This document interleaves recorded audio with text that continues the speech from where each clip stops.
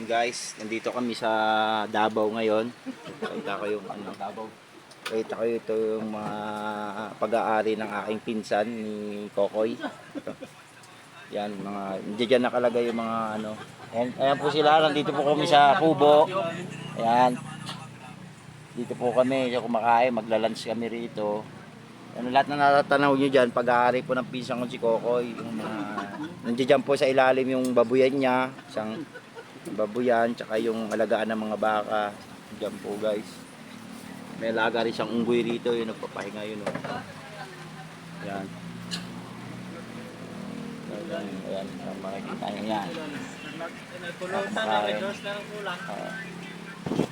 Tapos yan, makikita nyo yan. Mataas yan, bangin to guys. Dito kami sa mga ano to, 230.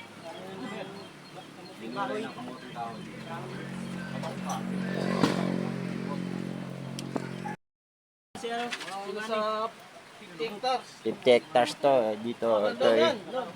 Ano ito? Davao. Nandito kami sa Davao ngayon. Talagang maganda talaga rito sa Davao.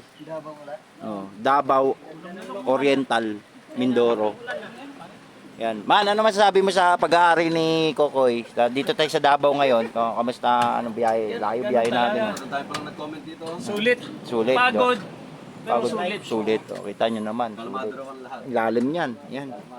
Diyan nakalagay ang mga babuyan ni Kokoy. Tapos yung mga bakahan niya. May swimming pool pa nga ginagawa guys. Ayun o, makikita nyo. Swimming pool yan. Di pa tapos.